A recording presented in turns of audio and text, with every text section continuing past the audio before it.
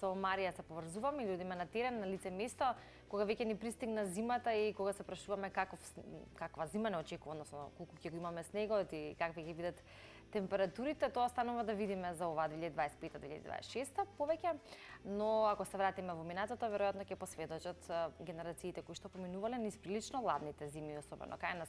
Марија за тоа во продолжение со својата соговорничка. Марија, поздрав. Благодарам, Ивана, за најавата. Токму така, на некој начин за оваа зима, како ќе помена, може да говориме во идната сезона, но во ова вклучување на лице место ќе говориме, односно ќе дадеме на ретроспектива на скопските зими, пошто најмногу се паметат, еве на самиот почеток, уште во самата најава, можам да кажам, ќе говориме за од 1922 година па натака, кога ја споменав таа година, може да се напомене дека во далечната 1922 година Вардар бил замрзнат и било минус 24 целзиусови степени. Вакви интересни податоци ќе слушнеме многу повеќе во продолжение од мојата денешна гостинка Гордана Јанакиевска. Да ја посакаме добро утро. Добро утро и драго ми е да може да споруваме, бидејќи најавуваат дека оваа зима ќе биде ладна и дека за нова година ќе имаме снег.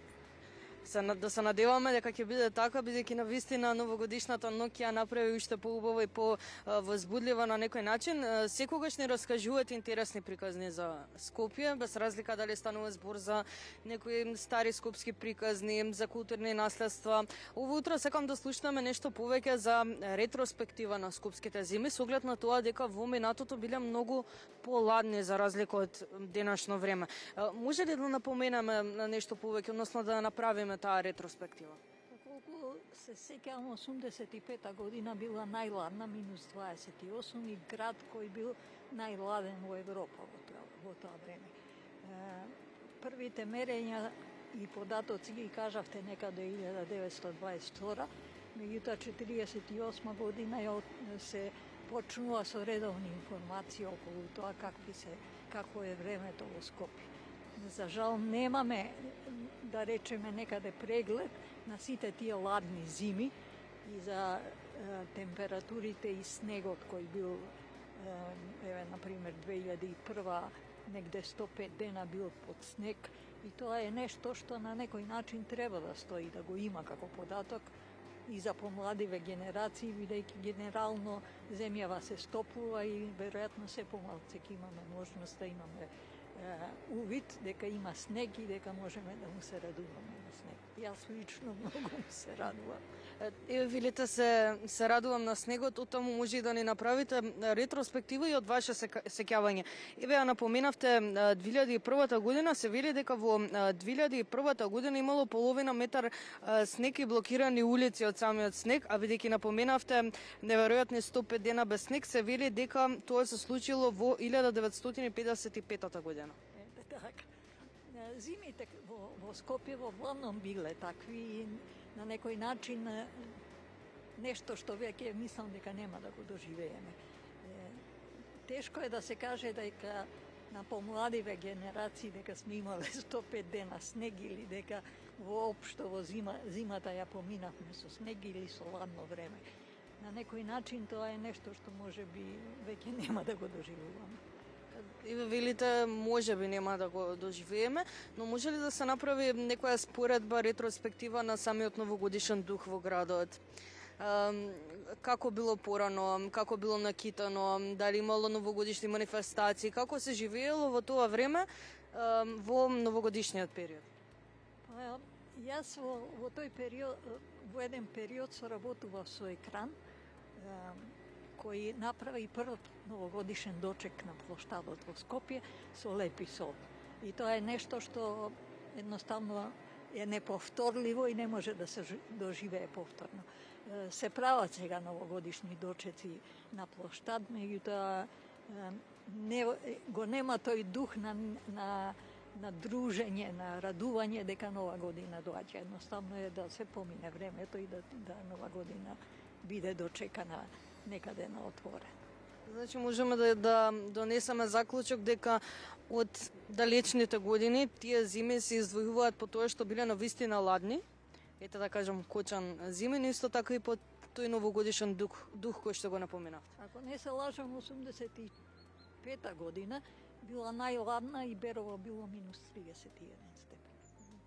Што значи дека зимата во Македонија на некој начин навистина била зима.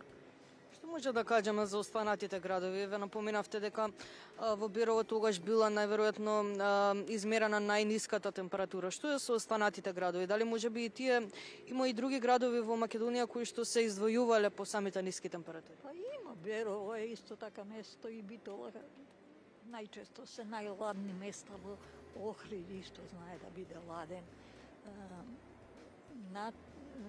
Не можам да направам преглед точно на сите тие ладни зими, меѓутоа е факт дека Македонија е на некој начин земја која им доживувала ладни периоди. Навистина има интересни информации, самото тоа, главната информација е дека Македонија имала ладни периоди, по кои што на некој начин одредени периоди се паметат. Ви благодарам многу за одвоеното време и што имавме можност да дадеме повеќе информации, односно да направиме на ретроспектива за скопските зими, па и воопшто за зимите во нашата земја. И да се надеваме дека за нова година ќе имаме снег и ќе имаме убава нова година. Лично се радувам секогаш кога има снег. Се надеваме дека ќе биде така. Ви благодарам уште еднаш многу.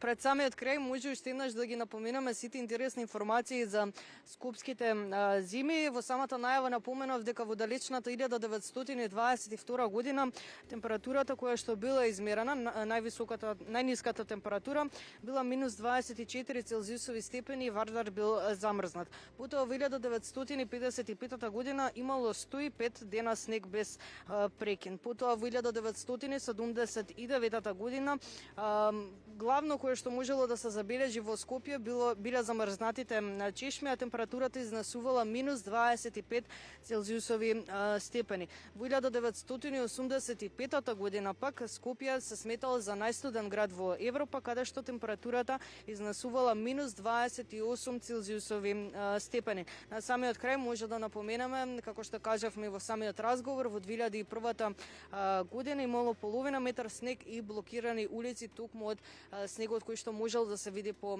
скопските улици. Верувам дека сите информации кои што ги донесовме беа интересни за нашите гледачи и дека на некој начин убаво ја представивме и ја направивме таа ретроспектива на зимите во Скопје.